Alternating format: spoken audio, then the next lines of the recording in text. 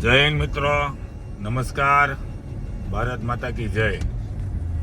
આજે અમે સુરતથી સૌરાષ્ટ્ર નીકળ્યા છીએ સાસણ જવા માટે, અને ભાવનગરથી અમે લાઠી ઢસા થઈને લાઠી થઈ અને અમરેલી થઈને ધારી વાળો રસ્તો પકડ્યો છે.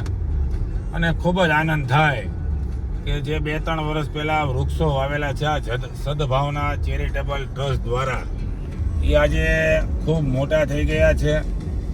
ભવિષ્યની અંદર વધીને 2-3 વર્ષમાં આનો છાંયો એટલો ઘટાદાર થઈ જશે કે આ છાયાના કારણે ઉનાળામાં ગાડીઓ પણ તપશે નહીં, પ્રકૃતિનું કાર્ય થશે, પશુ પંછીઓને રહેવા માટેનો આશરો મળશે.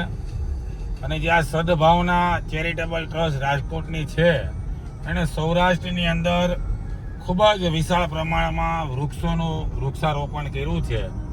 એ સરાહનીય છે અને ખૂબ જ પ્રકૃતિનું કાર્ય કરી રહ્યા છે. આને આપણે સૌ યુવાનોએ, વડીલોએ, મિત્રોએ વધુમાં વધુ સપોર્ટ અને સહકાર જે સંસ્થાઓ વૃક્ષારોપણનું કાર્ય કરતી હોય એને આપણે સૌએ સાથે મળીને આપવો જોઈએ. આવું જ કાર્ય સુરતની અંદર ગ્રીન આર્મી ગ્રુપ દ્વારા કરવામાં આવે છે. જે ગ્રીન આર્મી ગ્રુપ દ્વારા સુરતના લગભગ વિસ્તારોની અંદર ખૂબ મોટા પ્રમાણમાં વૃક્ષારોપણ કર્યું છે. કોઈ પણ ટીપીનો નવો રસ્તો પડે એટલે ત્યાં તમને ગ્રીન આર્મી અને સદભાવનાના ડિવાઈડર બને એ ભેગા જ વૃક્ષો એ લોકો વાવે અને ખૂબ સુંદર કાર્ય આ સંસ્થાઓ કરી રહી છે. કહેવાનો મતલબ એ છે કે જ્યારે ઉનાળો હોય અને આપણે નાનું 2 વ્હીલ કે 4 વ્હીલ લઈને ક્યાંક ગયા હોઈએ એટલે આપણે પહેલાં પાર્કિંગ કરવાની વાત આવે ને એટલે પહેલાં આપણે છાંયો ગોતતા હોઈએ, કારણ કે 40 ડિગ્રી, 42 ડિગ્રી, 45 ડિગ્રી તાપમાન હોય, તડકાની ગાડી મૂકીએ એટલે ભયંકર ગરમી થઈ જાય, ગાડીની અંદર હીટ મારી જાય, એસીથી ઠંડી થતા એને અડધી કલાક જેવું થાય. એટલે આપણે સર્વ મિત્રો એમ આવી ગયા, આ સૃષ્ટિના હરેક માનવ આવી ગયા કે ઉનાળાની અંદર આપણે છાંયો ગોતી અને ગાડી મૂકવાના પ્રયાસ કરતા હોઈએ. તો જે રીતે ઉનાળાની અંદર આપણને વૃક્ષો યાદ આવે છે બેસવા માટે, લીમડા યાદ આવતા હોય, વડ યાદ આવતા હોય, તો આપણે આજે વિકાસની યાત્રાની અંદર ખૂબ મોટા પ્રમાણમાં ઇન્ડસ્ટ્રીયલો બનાવી રહ્યા છીએ, રેસિડન્ટ બનાવી રહ્યા છીએ અને કોન્ક્રીટના જંગલો ઊભા કરી રહ્યા છીએ.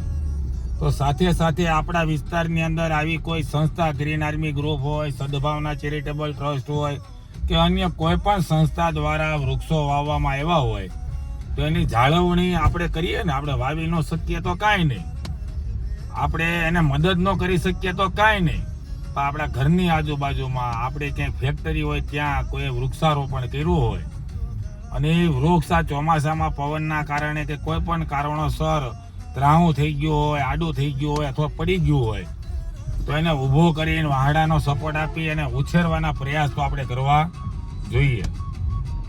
મેં 2 દિવસ પહેલાં અત્યારે એક આધુનિક ટેકનિક મોબાઈલની અંદર આવી છે, એઆઈની, જીમીની ને આ બધું. અમે મિત્રો બેઠા હોય ત્યારે એવી ચર્ચા કરતા હોય, કાંઈક હોય તો પૂછી લ્યો ઓલી ભાડે રાખેલી બાઈને, એમ રમત કરતા હોય તો ભાડે રાખેલી બાઈને પૂછી લ્યો, તમને એનું સાચું લાગશે ને. એક દિવસ નવરો તો મેં પૂછ્યું કે ભારતની વસ્તી કેટલી, એટલે 140 કરોડ ઉપરની વસ્તી કીધી, જૂની વસ્તી ગણતરી પ્રમાણે. એટલે મેં એમ નામ ફ્રી હતો એટલે મેં પૂછ્યું કે ભારતમાં રહેતા હરેક નાગરિક એક વૃક્ષ વાવે તો શું પરિસ્થિતિ ઉત્પન્ન થાય. તો સરસ મજાનો ફકરો લખીને, મોટી વાર્તા લખીને, એટલે કે લેખ લખીને મોકલો કે જો ભારતની જેટલી વસ્તી છે એ વસ્તીના હરેક વ્યક્તિ એક વૃક્ષ વાવે અને એ વૃક્ષનો ઉછેર કરે તો વિશ્વની અંદર એક મોટો રેકોર્ડ બને.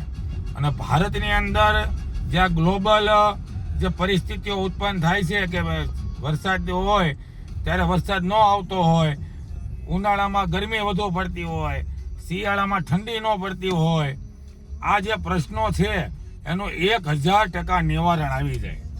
તો આ કોઈ સામાન્ય વસ્તુ છે મિત્રો, માનવ માટે, આપણા માટે, તમારા માટે, સર્વ માટે, કે આપણે એક વૃક્ષ આપણા જીવનમાં એક વૃક્ષ વાવીએ.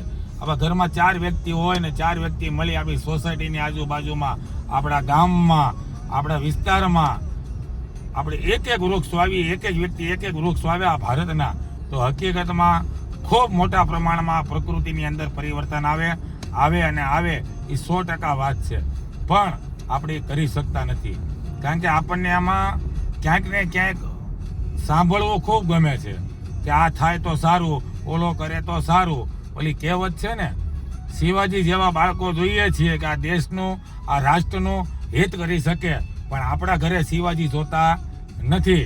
આપણા છોકરા કંઈક સેવામાં, કંઈક દેશ હિતમાં, સમાજ હિતમાં કાર્ય કરવા જતા હોય તો આપણે એને રોકતા, ભાઈ આપણે એ નથી કરવું, હવે ધંધો કરો. પણ કોક જાતું હોય તો એને આપણે સમર્થન પણ નથી આપી શકતા, એને સપોર્ટ પણ નથી આપી શકતા. એક દુર્ભાગ્ય રૂપ છે. કહેવાનો મતલબ બધાને જ ખબર છે કે વૃક્ષો હોય તો પાણીના તળો વધે, જમીનની અંદર પાણી ન ખૂટે, વરસાદ ટાઈમે આવે, અન્નદાતા ખેડૂતોને પણ લાભ થાય અને અનેક ફાયદાઓ છે આ વૃક્ષોના કારણે. આમ તમે જુઓ કેવડા મોટા મોટા લીમડા થઈ ગયા છે અને ખૂબ મજા આવે. આમ રોડે જતા હોઈએ અને આ વૃક્ષો હજી મોટા થાય તો કેવી આનંદ આવે, આમ આંખોને ટાઢક મળે. તો હકીકતમાં આપણે હરેક વ્યક્તિએ આ વૃક્ષો વાવવા જોઈએ. જો આપણે વાવી ન શકતા હોઈએ તો કોકે વાવેલું હોય તો એનો ઉછેર કરવાના પ્રયાસ કરવા જોઈએ. જો આપણે એ પણ ન કરી શકતા હોઈએ તો ક્યારેક ઉનાળામાં એક ડોલ પાણી નાખવાના પણ પ્રયાસ કરીએ. જો એ પણ ન કરી શકતા હો ને તો નડવાના પ્રયાસ નહીં કરતા. કોકે વૃક્ષ વાવ્યું હોય તમારી અહીંયા ઘરમાં કે તમને ડાળી નડતો રૂપ હોય તો ડાળી કાપજો, આખા વૃક્ષને મૂળમાંથી નહીં કાપતા, એવી વિનંતી છે. બાકી આજે સૌરાષ્ટ્રમાં જઈ રહ્યા છીએ અને ખૂબ આનંદ આવે છે. વરસાદનો માહોલ છે. આ વૃક્ષોને જોતા સદભાવના ચેરિટેબલ ટ્રસ્ટ દ્વારા જે વૃક્ષો સૌરાષ્ટ્રની અંદર વાવવામાં આવ્યા છે તેમનો ખૂબ ખૂબ આભાર. તમે ખૂબ પ્રગતિ કરો.